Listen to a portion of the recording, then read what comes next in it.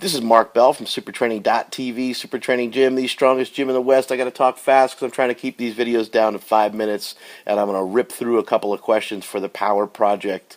We got a question about the floor press today. For those of you who don't know what a floor press is, you lay down on the floor and you perform a bench press, letting your elbows touch the ground. Pause slightly when both triceps, your elbow should not actually touch the ground. It should be your meaty tricep that hits the ground. And then you press the weight back up just like you would with a regular bench press. When an exercise is new and you want to start to implement it, as Jeremy Smith does, who has the question on Facebook here, he asks if there's a percentage associated with it. And there isn't really. Don't worry about the percentage. Just get down there, get your hands dirty, and just start working. Get underneath that bar and start moving that sucker around. What percentage, I don't know. I don't know where you're going to end up. But just hit a max triple. Use a lot of caution whenever you're implementing a new exercise. And, be smart about it. Don't hurt yourself. Try to get a good feel for it. Do the bar a couple times. Do 95 pounds a couple times.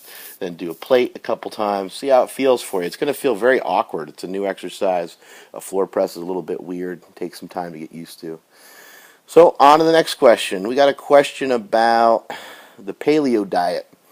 This guy, Wisdom Eternal, asked me a question about the Paleo Diet. Do I have any staples as far as my, hear my mouth whistle? I think it's because of the space between my teeth right here. But that happens to me sometimes. I think, he's asked if I have some staples in my diet in terms of, when I'm on the Paleo Diet. And a couple things that I do nearly every morning. I have eggs, bacon, ham, something like that, nearly every morning. Or I have gluten-free bread that I get from this gluten-free hippie store down the street here in Davis, California, which is like the hippie capital of the world almost, it seems like. Trying to think what else. Chicken, steak. I love Thai food. Thai food's been a big staple. It's got coconut milk in it, things like that. Most of the stuff is paleo-ish friendly. Paleo diet is not a big fan of rice, but I consume lots of rice, and I've still made progress, so I don't really see any problem with rice. Trying to think of what else I eat. I eat Perfect Foods bars. Those are gluten-free. You can look those up online. Also, just have lots of different proteins and supplements. I get some stuff from Muscle Farm.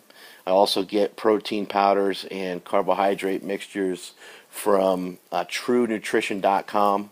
That's a great website, one of the better websites on the net to kind of mix and match your own flavors and your own types of proteins. I take a protein from there also called Team Skip, which is a blend of slow and fast digesting proteins. And I'm trying to think if there's any other staples. I eat a lot of dark chocolate. I have a sweet tooth. So I eat a lot of raw dark chocolate, probably nearly every single night. I have about half a bar of chocolate. That's pretty much it. So hopefully that answers your question. On to the next one, trying to keep these right around the 5-minute mark, so this will be the last question. This question's about GPP.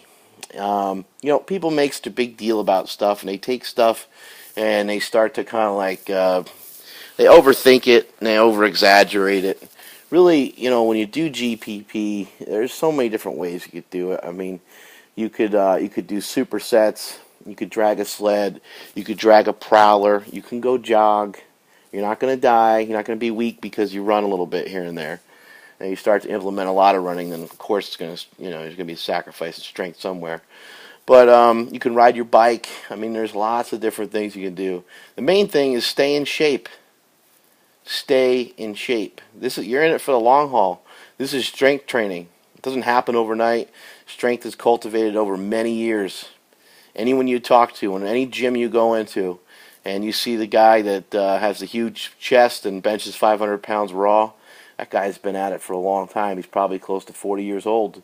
Probably been doing it for around 20 years. There's some cases you have some freaks out there. You got some younger kids doing some crazy shit. But most of the time, this stuff takes a long time. Even with the younger kids, they've been at it for a few years. They just started a little earlier than everybody else.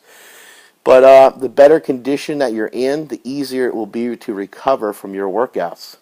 So if you have a better I don't want to get too complicated with this because I don't even know all the science behind a lot of this crap. I don't really pay attention to a lot of it. I'm a meathead. I do all my stuff in the gym. But if you have a better aerobic system, you're going to be able to recover from your workouts easier. So if you have, you're going to have an increased work capacity. You're going to be able to handle more work in less time, and you're going to be able to recover from it faster.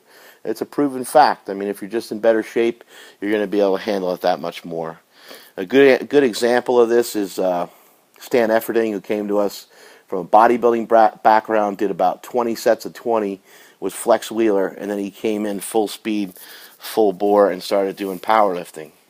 And when he came into powerlifting, he already had the years and years of background in bodybuilding, all those reps, all those sets, all that volume, all that muscle mass built up over the years, hitting it from all different angles. And then he comes into powerlifting, and powerlifting is a breeze for him, and he becomes one of the great all-time raw powerlifters. Setting world record totals and hitting huge squats with no knee wraps and all kinds of stuff.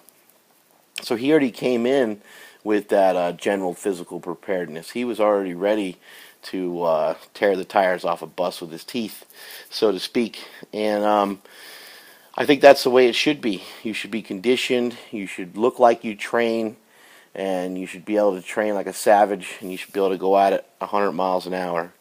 Now, you also ask a question about Donnie Thompson. Donnie Thompson is another great example of GPP. Donnie Thompson's 380 pounds, or was 380 pounds when he set the world record and did a 3,000-pound total. Donnie is well-conditioned, though, although he was heavy. He was in great shape. His stomach was actually really hard. He had a ton of muscle mass on him. I mean, I never really even recall ever meeting somebody that big with that much muscle on them before in my life, and I've met all kinds of people. So having the GPP, having the conditioning under your belt is going to help improve your strength. And make sure you stay up on it, and make sure you're doing it. We don't do enough of it at Super Training. I personally don't do enough of it myself, and it's one of those things you got to constantly remind yourself, man, I got to get back I got to get back on that sled. I got to get back on that prowler. You got to do it. It's one of the greatest things in life that you can learn is to do the things that have to be done when they ought to be done, whether you like to do them or not.